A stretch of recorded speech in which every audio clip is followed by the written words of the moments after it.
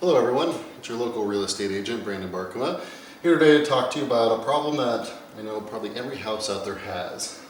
Usually people have hung up a picture, or you bought a house that has a bunch of nail holes from people that removed old wall hangings and things like that. I think the previous owner was part woodpecker because there's 7 holes here in a row.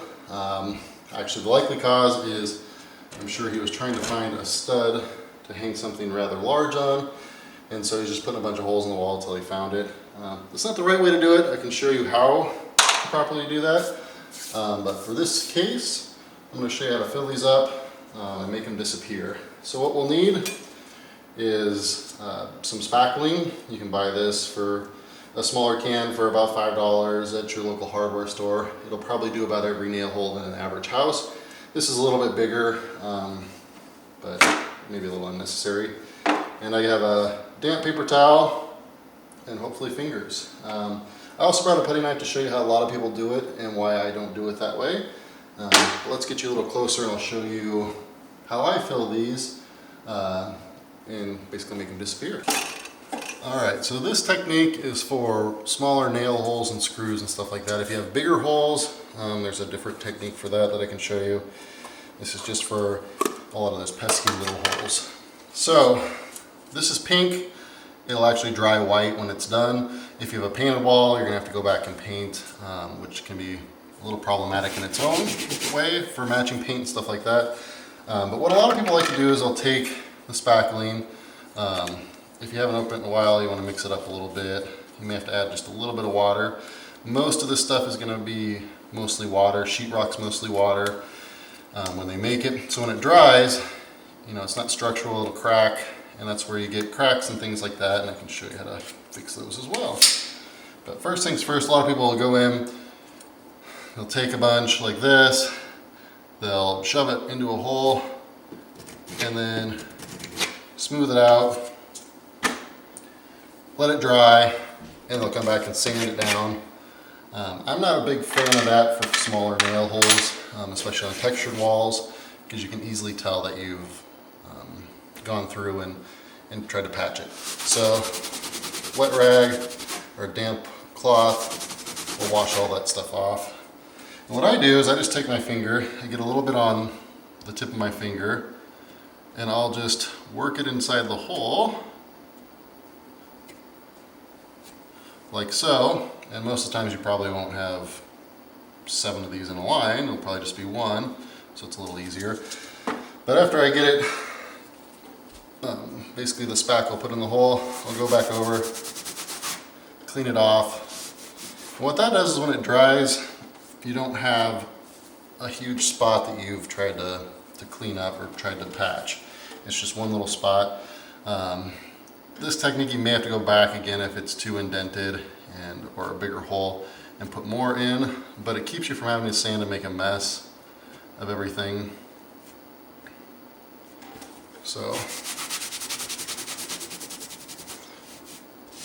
clean up around the edges.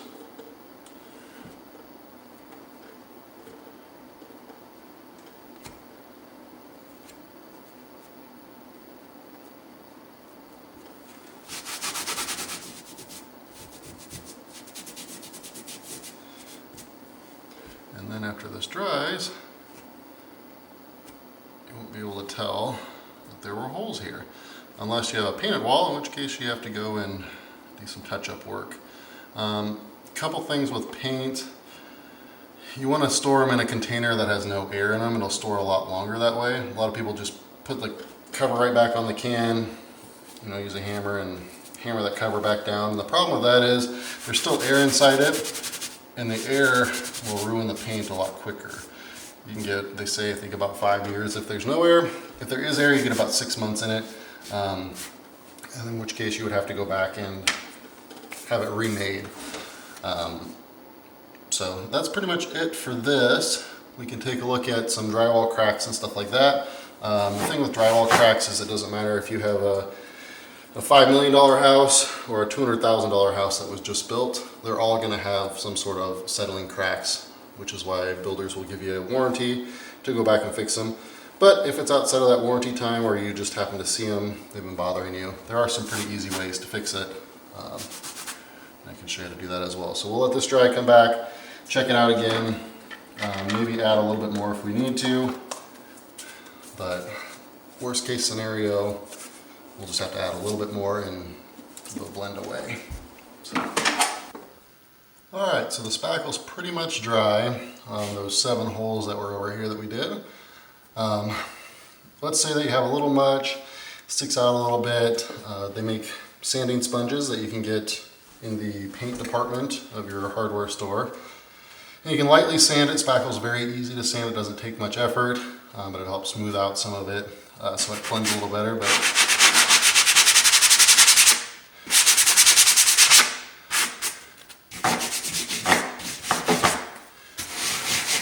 And you can do that, and then it's ready to be painted.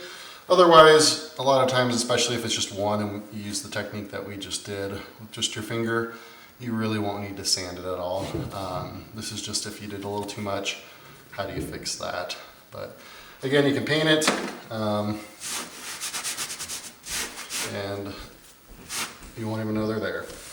These were a little bit bigger holes anyway. A lot of times they're going to be smaller holes, so they will blend a lot better as well.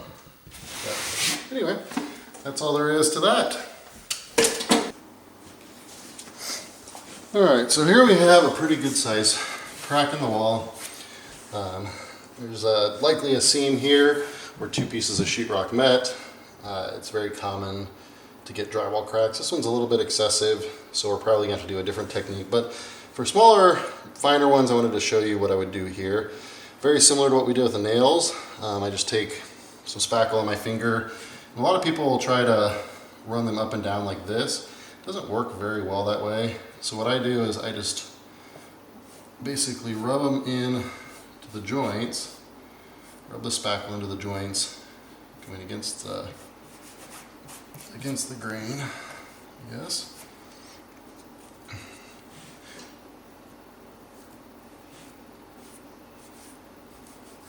And if it's a really bad one like this and it comes back frequently, you can try latex caulking. I've done that before. Sometimes you just have to have it basically re-seamed if they didn't do it quite right the first time. And of course you can have a drywall expert do it, but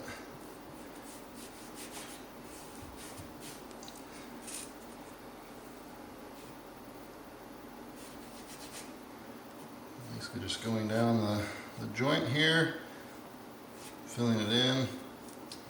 And what I'm going to do is I'm going to take that wet rag that I have.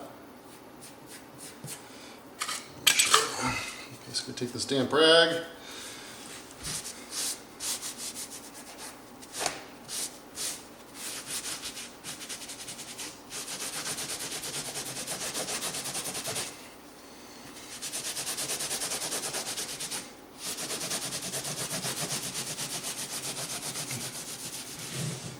just go back and forth to get rid of the excess. And what this does is it just keeps me from having to come back, sand it, texture it, do all that. Because if you use a putty knife and you go over it and you put a bunch on, you're just going to go back, sand it, then you have to go and texture it and then paint it. So this way it helps us try and avoid that as much as possible.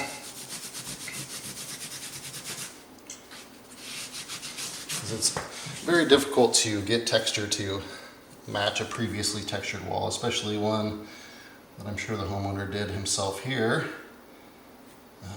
Looks like he did a lot of the drywall work himself too. So we're going to be fixing a lot of this before it's all said and done, but it's all right.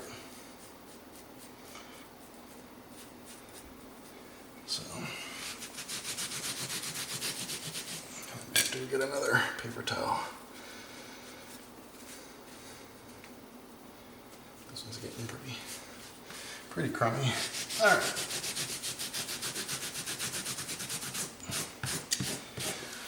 So we'll start with that, see how that works. Sometimes with larger cracks you can fix them with some latex caulking, which is just a few dollars for a tube of it. That's one technique. Another technique is just to have it re-seamed, fanned out, retextured. That's kind of the worst case scenario. Just because there's a drywall crack doesn't mean that there's a settling issue or something wrong. This one's just vertical, it's on a seam, so I know that there's no settling concerns. You'll see it elsewhere, like the window won't open quite right, the door won't open or close quite right. You know, that could also be an install issue, but if there's multiple reasons associated with this, there might be a settling problem, but highly unlikely, especially in this case. So anyway, let's move on to the next one. All right, for this one we could use the same technique as we've done in the past. It's a corner. You can see them on ceilings and stuff like that as well. It's a very common place to get cracks, especially in homes that have been around a little while. The technique that they do now is we actually will use basically a latex, all-purpose latex caulking, and it's pretty inexpensive. They're $3, $4 for a tube. Very easy to clean up. You wouldn't use this outside. You would use a silicone product outside, but because we're inside, we don't have a lot of heat exchange for expansion and contraction because the house stays pretty much the same temperature year round or relatively close. This is totally fine to use. You can use them on baseboards, things like that as well, around cabinets to hide gaps and cracks and stuff like that. But because this stuff will actually have a little bit of expansion and contraction to it, it'll hide these cracks and they won't come back. Where Spackle becomes very hard and does not expand and contract very well. So we'll use this, a caulking gun. I use a utility knife to cut it. They do have a spout cutter where you can stick it in here, squeeze the trigger and it'll cut it, and then you'll use this piece to pop the foil to allow us to use it. So, but I like to use a utility knife because it works a little easier to get the right edge and the right angle, I think, because we don't want a huge spout. So I just cut off just a little bit. Looks like an 1/8 inch is what it says on here. So we'll take this, we'll shove it in there to break the foil seal, and we're ready to go. Now this stuff is paintable, so if your wall colors aren't the same color, you can get them painted. But first mistake that a lot of people make is they put way too much caulking in any joint and you're busy trying to clean it up. This stuff's really easy to clean up. Soap and water will clean this up. If it was a silicone-based product, you would have to use mineral spirits, which is a much harsher chemical to get it off. Obviously there are some warnings and stuff like that on here. They do have instructions as well. But basically clean, and we'll just put this on like so. So just a nice even bead, just light pressure on the trigger. And you can always come back and put more. I just take my finger. You can have a glove if you want with the latex stuff. It's really not that bad. It comes off pretty easy. I just take my index finger, run it down, and of course the more pressure you put, the less it's on there. If you want more, you'll just use a little less pressure. And if you want, it basically wipes off with a little bit of water. And if you need to, you can clean up the edges as well.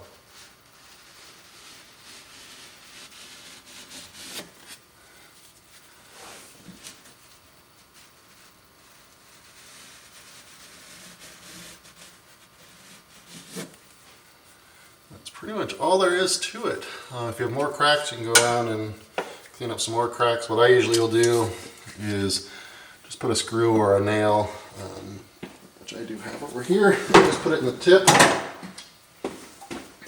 So if I need to use it again in the future, I didn't just use a whole tube of caulking for 1 foot. So I'll just take a nail, stick the nail on the end of it, and then when I need to use it, I'll pull it out, and I can use it again.